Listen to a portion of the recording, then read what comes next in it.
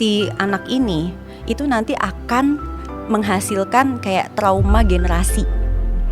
Dia akan nurunin lagi ke anaknya. Kalau dia nggak berhenti di situ, karena yang dia pahami adalah inilah cara mendidik anak.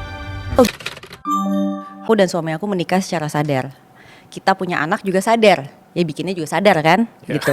Artinya pada saat kita sadar, ya kita ngerti bahwa anak itu adalah amanah dan tanggung jawab orang tua. Aku sedikit religius, sedikit belok. Emang begitu juga ajaran di agama aku, gitu kan. Sebagai muslim tuh seperti itu. Nggak ada tuh yang bilang bahwa anak tuh berutang atas apapun yang orang tuanya udah keluarin, tuh nggak ada.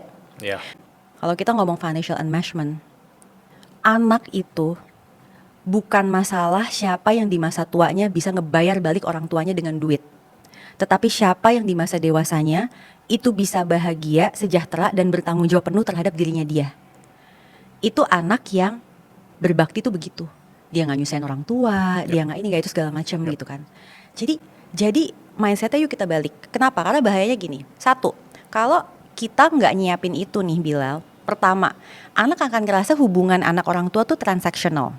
Artinya, nih kalau misalnya ini kan ayah sama bunda udah ngerjain gini ya, jadi kalau kamu nggak balikin nih, misal contoh ya, anak aku tuh sekarang baru kuliah itu ke University of Melbourne.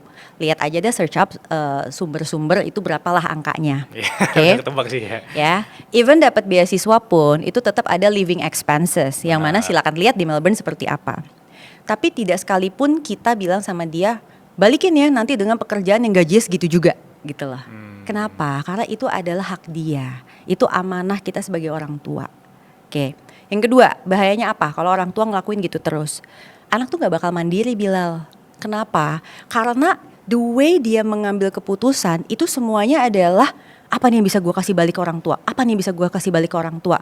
Itu macam-macam loh. Dari sekolah aja bisa kayak gitu. Contoh ikut lomba-lomba. Kadang-kadang ikut lomba-lomba itu anak bukan karena dia pengen. Dia pengen aja orang tuanya tuh kayak, wah aku bangga banget kamu dapat medali, gitu kan. Kira-kira kayak gitu. Jadi belum tentu karena dianya mau. Kalau dianya mau juga bagus. Tapi kalau enggak, itu yang bahaya. Nah ini yang terakhir nih yang juga bahaya banget menurut aku. Itu adalah si anak ini itu nanti akan menghasilkan kayak trauma generasi. Dia akan nurunin lagi ke anaknya. Kalau dia nggak berhenti di situ, karena yang dia pahami adalah inilah cara mendidik anak. Yang dia pelajari seperti itu. Dulu dia digituin sama orang tuanya, katanya orang tuanya juga dulu digituin sama kakek neneknya dan seterusnya. Nah itu jadi nggak kelar-kelar.